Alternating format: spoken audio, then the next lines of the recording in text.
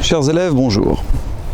Rien de tel qu'une petite balade dans la campagne pour faire fonctionner sa mémoire. La marche et la tête sont liées. Aujourd'hui, nous allons travailler notre mémoire et notre compréhension de la grammaire française. On va voir la base ensemble. On va voir différents éléments qui vont vous permettre de comprendre un petit peu mieux comment marche et fonctionne une phrase. L'intitulé de ce cours, le bon mot dans le bon ordre. On appelle ça la syntaxe. Qu'est-ce que c'est que la syntaxe? La syntaxe, c'est l'art de mettre le bon mot dans le bon ordre. C'est l'art d'ordonner une phrase, c'est l'art de faire fonctionner la phrase. Et une erreur de syntaxe, c'est donc une erreur de construction de phrase, c'est une erreur de sens. Vous verrez que dans vos copies, cette année, je vais peut-être mettre des S en rouge sur le côté, à gauche, à côté d'une phrase qui sera mal construite, pour dire que vous avez fait une erreur de syntaxe. Une bonne phrase, c'est l'art de choisir le bon mot et de le mettre dans le bon ordre. On choisit le bon mot selon sa classe grammaticale et on le place dans le bon ordre selon sa fonction grammaticale. Je reformule. Tous les mots sont donc classés et ordonnés pour former des phrases. Ils sont classés en classe grammaticale et ordonnés en fonction grammaticale. Nous voyons aujourd'hui les classes grammaticales. Il y a dans la langue française des milliers de mots et chacun d'entre eux appartient à une classe grammaticale bien précise. Si nous prenons dans un texte un certain nombre de mots au hasard, nous avons des représentants de l'ensemble des classes grammaticales. Parmi tous les mots de la langue française, nous avons les noms.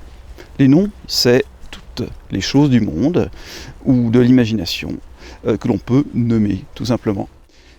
Des pensées, des émotions, des objets, de la nature ou des objets fabriqués, des idées, des concepts.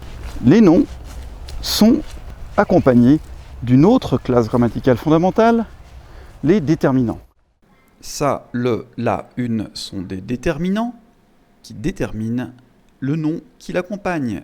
Ce n'est pas n'importe quelle tartine, c'est la tartine qui appartient à elle ou à lui, sa tartine. Voici la cuisine dans l'appartement où nous nous trouvons. Il n'y en a qu'une, c'est celle-là, la cuisine. En revanche, dans un magasin dans lequel nous visitons des cuisines, il y a une cuisine qui nous intéresse, une cuisine parmi d'autres. À ce nom, on peut ajouter une précision et on va pour ça choisir un adjectif qu'on appelle qualificatif parce qu'on qualifie le nom, on lui donne un sens précis. L'herbe est verte, l'herbe verte. Le sol poussiéreux. La souris maligne. Les adjectifs s'accordent en genre et en nombre avec le nom qui l'accompagne, c'est pourquoi on ne dit pas la souris poussiéreuse, mais la souris poussiéreuse, de même que nous ne disons pas le sol maligne, mais le sol malin. Nom adjectif forme un groupe nominal. Si on y adjoint une préposition sur la cuisine, sur le sol, sur la souris, de la souris, du sol, de la cuisine, nous obtenons un groupe nominal devant lequel il y a une préposition.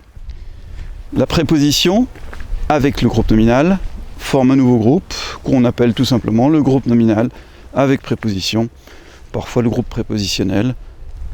Quoi qu'il en soit, il s'agit ici de 4 classes grammaticales qui fonctionnent ensemble, le nom, le déterminant, l'adjectif, et devant, posé devant, la préposition. Les noms peuvent être remplacés par des pronoms. Pronom, c'est un mot qui remplace un nom. Autrement dit, il, le, la, lui sont des pronoms. Pronom qui se met à la place du nom. Pour le nom. Il est un pronom personnel, comme je, tu, il, elle, nous, vous, il, elle. Ou et qui sont des pronoms relatifs. Dans la phrase « Où vas-tu » où désigne un lieu, le « où » remplace le nom de ce lieu. C'est un pronom relatif. On voit que les pronoms ont des fonctions.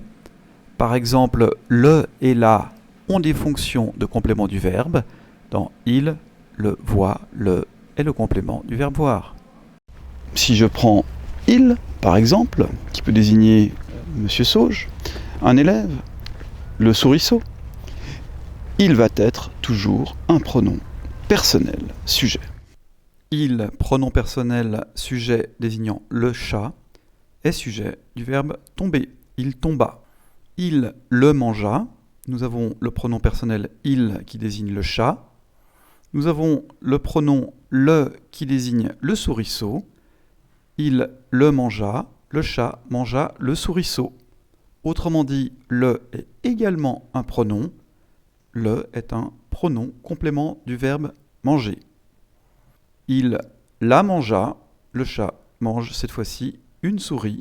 La est un pronom qui remplace la souris et qui est complément du verbe manger. Il la mangea. On le voit, choisir un pronom personnel, c'est déjà choisir une fonction. Nous anticipons sur le cours de la semaine prochaine. Restons-en aujourd'hui aux classes grammaticales. On aurait pu commencer par les verbes. Les verbes qui servent à animer, qui servent à faire bouger, qui servent à faire mouvoir, qui servent à faire exister les noms, à leur donner une action, à les mettre en mouvement. Nous trouvons les verbes sous leur forme conjuguée dans les textes, ou parfois sous leur forme infinitive, comme dans l'exemple « manger équilibré est bon pour la santé ». Avec les verbes, nous allons avoir une classe grammaticale, l'adverbe, qui va donner un sens un peu plus précis, préciser le sens du verbe. Par exemple, courir lentement, courir vite. Le chat mangea tranquillement, le chat mangea aussitôt, le chat tomba aussitôt, le chat tomba tranquillement. Nous avons comme classe grammaticale encore les conjonctions de coordination qui coordonnent les phrases entre elles, mais, ou, et, donc, or, ni, car. Et est une conjonction de coordination, mais attention, ou avec accent est un pronom relatif et non une conjonction de coordination. Il faut enlever l'accent pour que ça soit une conjonction de coordination. Nous avons les conjonctions de subordination qui sont des subordonnants, quand, lorsque, après que, depuis que, etc. Les subordonnants, les conjonctions de subordination, ouvrent, précèdent une phrase subordonnée qui est là, que je vois, dont tu parles. Profitons de cette petite promenade pour mémoriser l'essentiel, à savoir la liste des classes grammaticales, les noms avec leurs déterminants et les adjectifs, devancés par des prépositions, remplacés parfois par des pronoms. Les verbes et les adverbes, les conjonctions de coordination et de subordination, il y en a 9 en tout, il faut en retenir 9, pas une de moins. C'est comme ça qu'on réussit une évaluation. Ah, j'en ai oublié une. Oui, les interjections. O, et, un, bah. Et o, interjection, c'est-à-dire qui se jettent entre deux phrases, par exemple. Et les interjections forment la 10e classe grammaticale. Voilà, il y en a 10 en fait. Comme ça fera 10 points pour l'évaluation. Voici venue la fin de notre leçon. Vous devez vérifier maintenant si vous avez retenu le nom des 10 classes grammaticales. Je vous laisse les nommer dans votre cerveau.